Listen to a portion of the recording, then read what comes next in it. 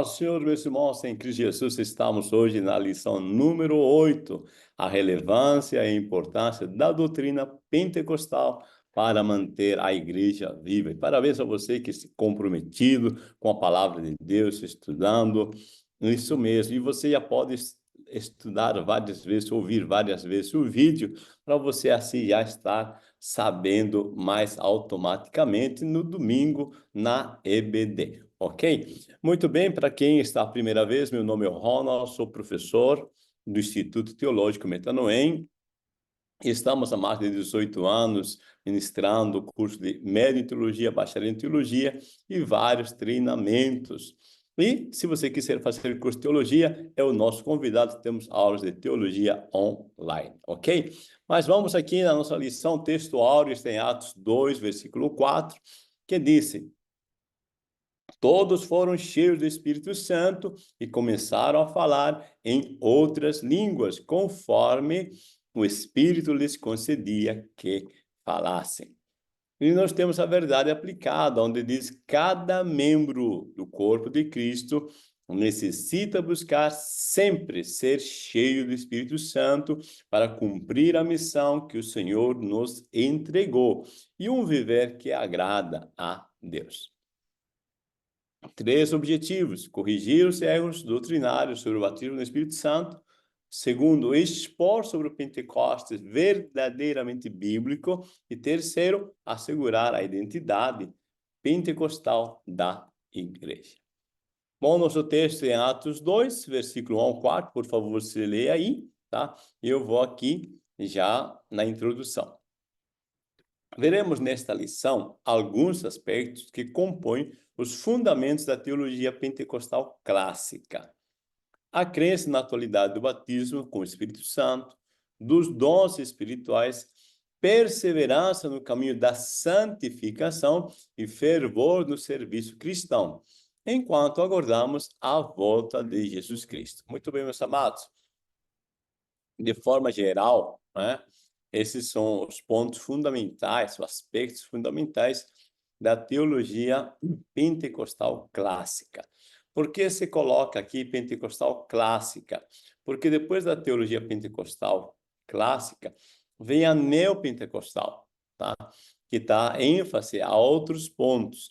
Então, nós, né, Assembleia de Deus, tá? E os pentecostais clássicos, né? Os que começam no início, tá? Da 1910, né? 1907, 1910, tá? Então, nesse período, a teologia clássica. Aí, depois dos anos 70 e poucos, né? Que vai a teologia pentecostal, neopentecostal, ok? Bom, aqui nós vamos o Pentecoste bíblico. O Espírito Santo prometido, o Espírito Santo derramado e o resultado do derramamento do Espírito são nossos subtemas que vamos tratar. Desde o Antigo Testamento, atestamos que o derramamento do Espírito Santo é um aspecto do plano divino para o seu povo. Então, meus amados, é muito importante entender isso já, que desde o Antigo Testamento Deus já vem mostrando esse caminho, esse plano de que o Espírito Santo em nós, nos revestindo, tá? É um plano, tá? Não é algo que aconteceu, vamos ver o que dá. Não, foi bem planejado e tem muitas promessas no Antigo Testamento e o Espírito Santo está atuante. Cristo fala sobre o batismo no Espírito Santo como sendo a promessa do Pai. Veja, então Jesus está dizendo isso que vai acontecer, já vem há muito tempo acontecendo essa promessa. O cumprimento se deu no dia do Pentecoste. Desde então, a igreja tem vivido de forma abundante a experiência pentecostal. Então, nós vamos pensar um pouco, tá? Como desde o Antigo Testamento, passando pelo período da igreja primitiva até os dias de hoje, este poder pentecostal está à nossa disposição. O derramamento do Espírito Santo, descrito em Atos 2, não significa que ele somente passou a agir a partir daquele dia, tá? Isso é muito, muito importante. O Espírito Santo prometido, ele já está agindo no Antigo Testamento. É nítido no Antigo Testamento sua presença e a ação desde a criação ao longo dos acontecimentos antes da chegada de Moisés. Veja, o Espírito Santo, tá? Ele está ativo, atuante, tá? Só não nos é apresentado como uma pessoa ainda, tá? Porque se vocês leem, né, eu creio que já leram o Antigo Testamento, pelo menos algumas porções, né? Vamos ver que o povo tem uma tendência para a idolatria, para o politeísmo, querer adorar vários deuses. Então, Deus, sabendo da maturidade dessas pessoas, vai apresentando somente Deus Pai, tá? Aí depois o Pai nos apresenta Jesus, né? E Jesus nos apresenta o Espírito Santo, tá? Mas ele está atuante desde o início, Gênesis 1, né? Vocês devem lembrar quando disse que o Espírito Santo de Deus pairava. Tá? No princípio era tudo sem forma e vazio, mas o Espírito Santo pairava sobre a fase das águas, né? Então, o Espírito Santo já está presente em Gênesis capítulo 1. E aí vamos vendo, né, na história de que várias formas o Espírito Santo se manifesta, tá? Não como hoje, eu já disse, não como uma pessoa, tá? Mas, por exemplo, em Gênesis 6, disse o Senhor: o meu Espírito não contenderá mais para o homem, porque o coração do homem é inclinado à maldade. Está falando antes do dilúvio, né, antes que aconteça o dilúvio, tá?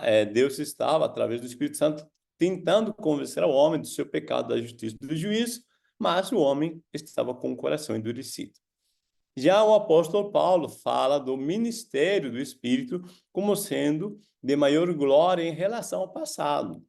Claro, no passado, Deus apresenta o Espírito Santo como uma ação, um mover, uma força, uma capacitação.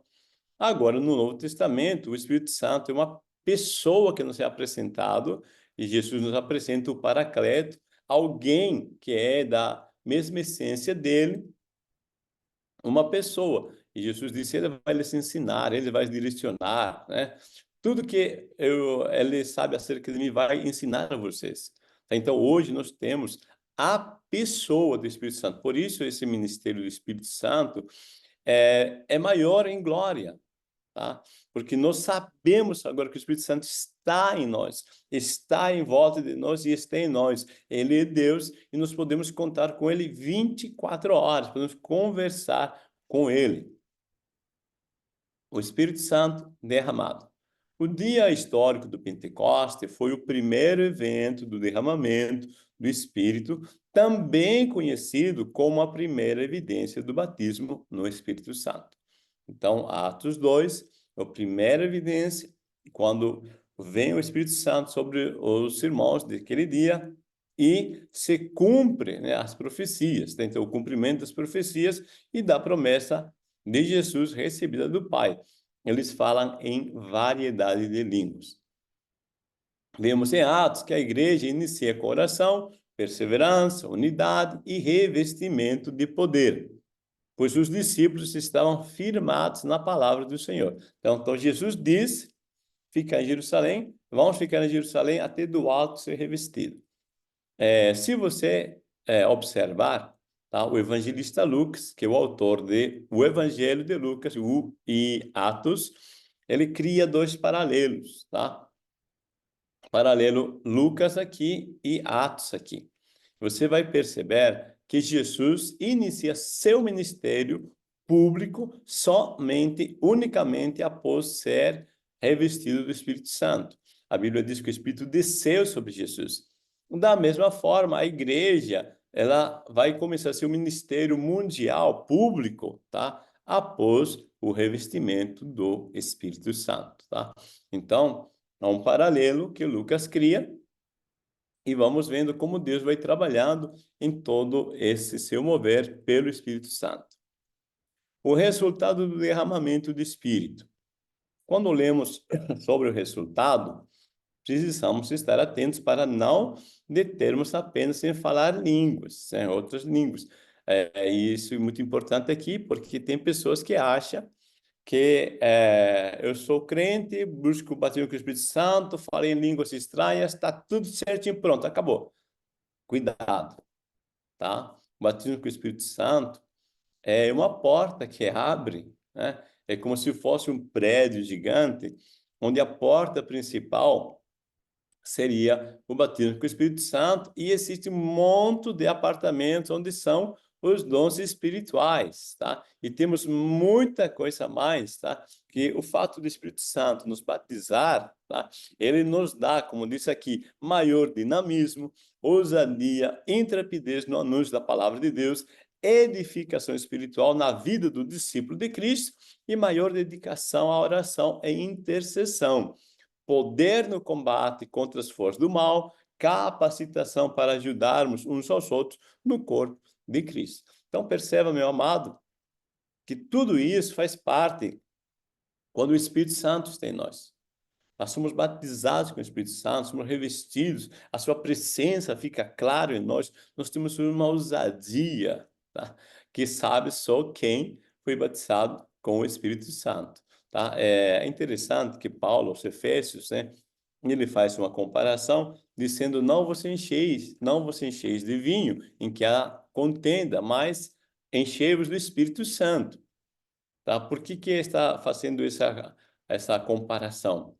Porque normalmente as pessoas que estão embriagadas, né, eles têm uma ousadia, tá? Às vezes até para brigar com outros, né, com dois, com três pessoas, tá? Tem uma ousadia que, se não está embriagada, não tem essa ousadia. Aí Paulo faz uma comparação que quando nós estamos cheios do Espírito Santo, nós temos uma ousadia que nós não sabemos explicar, tá? O Espírito Santo toma conta da nossa mente, das nossas emoções, assim como a bebida, né? O álcool toma conta da mente das pessoas embriagadas, né? O Espírito Santo toma conta de nós. Mas estamos conscientes, isso é importante, tá? O Espírito Santo nos usa conscientemente do que estamos fazendo. Só que temos mais ousadia, tá? Intrepidez para ministrar a palavra de Deus. Identidade pentecostal da igreja, o batismo no Espírito Santo, os dons espirituais e a atualidade dos dons espirituais. Precisamos manter a identidade pentecostal da igreja de acordo com o padrão bíblico. Nosso foco neste tópico será trabalhar sobre o batismo no Espírito Santo, dons espirituais e a atualidade dos dons hoje, né? Atualidade dos dons. Vamos lá. Este tópico estava enfatizando mais uma ação do Espírito Santo, o revestimento do poder, visando capacitação dos discípulos de Cristo para serviço e testemunho, né? Que o batismo com o Espírito Santo, tá? Justamente é isso, né? Ele nos capacita para nós termos essa ousadia de testemunhar do Senhor. Assim, é uma ação do Espírito distinta de outras operações pelo mesmo Espírito. Veja, o Espírito Santo ele faz nos nascer de novo, né? A regeneração é obra do Espírito Santo, a santificação, um convencimento do Espírito Santo, uma ação dele, tá? Batismo no corpo de Cristo, somos batizados no corpo de Cristo mediante o Espírito Santo. Então, tudo isso é ação do Espírito Santo, mas o batismo no Espírito Santo é algo diferente, tá? A pessoa aceitou Jesus, nasceu de novo. Ele escuta o Espírito Santo, vive segundo o Espírito Santo, vai andar em santificação, tá? E tem consciência que faz parte do corpo de Cristo. Agora, o batismo com o Espírito Santo é o revestimento, ok? É a ousadia extra, tá? O poder a mais que o Espírito Santo concede. Aí temos os dons espirituais. Os dons espirituais são dotações e capacitações sobrenaturais que o Senhor Jesus, por intermédio do Espírito Santo, outorga à sua igreja, visando a expansão universal da sua obra e a edificação dos santos. Então, nós temos uma lista, em 1 Coríntios 12, dos dons espirituais. Semana passada eu falei que esses dons, tá, são um resumo, e nós temos mais dons em Efésios, nós temos em Romanos, tá? Mas vamos lá, nesses três grupos que Coríntios 12 nos apresenta, tá? E o mais conhecido, né? Nós temos os dons de expressão verbal. Veja, dom de variedade de línguas, dom de interpretação e dom de profecia. Tá? Quando fala de dom de variedade de línguas, é diferente do batismo. Quando uma pessoa recebe o batismo com o Espírito Santo, ela fala num tipo de línguas, tá? Normalmente repete só um tipo de línguas. Quando a pessoa tem dom de variedade de línguas, ela pode orar 1 hora, 2 horas em línguas, mas ela não repete aquela sequência, tá? E muitas vezes, diante da necessidade, quem tem o dom de variedade de línguas, ou a quem Deus usa com um dom de variedade de línguas, pode até mesmo falar em outros idiomas, isto é, ministrar para alguém, por exemplo, um estrangeiro está aí, um chinês, ele pode falar em língua chinesa para o estrangeiro, tá? Então, o dom de variedade de línguas com o batismo com o Espírito Santo, tá? São diferentes, mas podem agir juntos, ou seja, a pessoa é batizada e pode receber o dom de variedade de línguas, o que aconteceu em Atos 2, tá?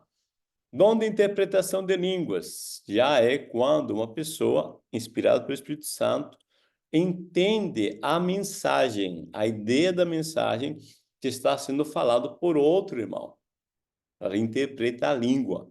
Não é tradução de idioma, tá? É inspiração que dá compreensão da ideia. Aí tem dom de profecia. Dom de profecia é quando a pessoa sente uma unção, né? Quem tem o dom sabe disso, né? Sente uma unção e aquela voz, aquela mensagem vem assim suavemente, tá? É uma certeza absoluta que Deus falando, tá? E o profeta, o que tem dom de profecia, transmite essa mensagem. Aí nós temos dons também de saber, tá? Que são dom da palavra sabedoria, dom da palavra da ciência e dom de discernir espíritos. O dom da palavra sabedoria é um dom, tá? Que sabe dar respostas a algumas situações onde precisa ter uma solução.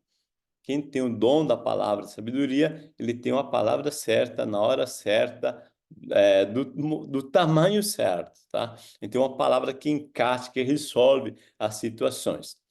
Dom da palavra da ciência já é um pouco diferente, porque se refere já ao conhecimento. Alguma tradução traz como palavra do conhecimento.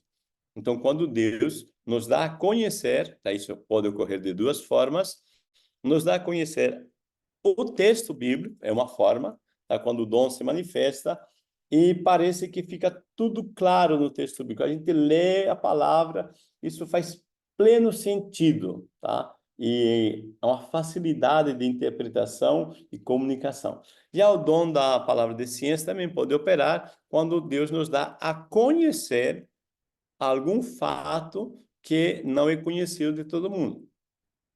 Tá? Ou seja, uma pessoa, às vezes, está na igreja, né, como já aconteceu em algum momento comigo, quando eu estava dirigindo uma igreja, a pessoa entrou e Deus me mostrou o que estava acontecendo com essa pessoa. Ou seja, te dar a conhecer o culto, tá? É uma forma também do dom da ciência operar. E tem o dom de discernir espíritos, tá? Esse dom manifesta quando a pessoa percebe que o que alguém, né, está falando ou está sendo usado por quem, né? Será que o espírito humano? Será que o espírito divino ou o espírito maligno? Então, isso vem um discernimento, normalmente, tá? Para nós não se deixar enganar pelo maligno. Aí tem os dons de poder. É o dom da fé, de curas, dom de curas, dons, no plural, né? De cura, dom de operação de maravilhas. Dom da fé é uma ação de Deus, uma certeza de Deus para algo que tudo diz o contrário, que não vai dar certo, impossível, mas a pessoa que recebe esse dom, tá? Ele sabe, não, vai dar certo, tranquilo, pode ir que dá certo, completamente certo. Tá? Então, essa certeza inabalável tá, vem através do dom da fé. Dons de cura, tá? É quando, né, Deus usa a pessoa para orar pelas pessoas, né, para que haja um milagre da cura. Agora, vamos separar aqui rapidinho com Operação de Maravilhas. Operação de Maravilhas e curas, tá? São parecidos, mas não são a mesma coisa. Deus pode operar curando através do dom de cura ou dom de maravilha. Qual a diferença? Dom de cura, ela pode ser gradativamente. A pessoa ora e a pessoa vai recuperando lentamente, dentro de um dia ou uma hora, recupera lentamente. E a dom de maravilhas é rapidamente, tá? Orou, pronto, a dor sumiu, acabou, né? Graças a Deus, né? A pessoa era cega, enxerga na hora, tá? Ou era mudo, fala, tá? Esse é o dom de maravilhas, tá? Mas o dom de cura também opera a cura, só que gradativamente, amém? Bom, atualidade dos dons espirituais, a igreja, enquanto estiver na terra, continua precisando de edificação, exortação, consolação, curas, revestimento de poder para pregar o evangelho. O apóstolo Pedro, logo após o derramamento do Espírito Santo, afirmou: a promessa diz respeito a vós e tantos quantos Deus, nosso Senhor, chamar. Ora, Deus continua chamando ao arrependimento, à conversão e concedendo revestimento de poder.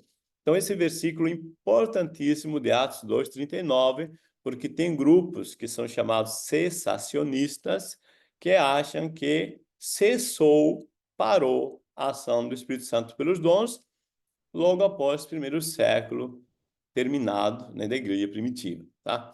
Mas vamos vendo que Pedro disse: diz respeito a vós e tantos quantos Deus nosso Senhor chamar. Então, se Deus nos chamou, estamos na igreja, estamos salvos, o batismo com o Espírito Santo, os dons espirituais são para nós ainda. Mantendo a chama pentecostal. Vamos mais 3 subtópicos.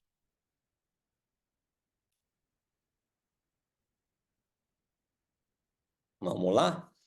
Viver em santidade, viver no Espírito e viver em ação.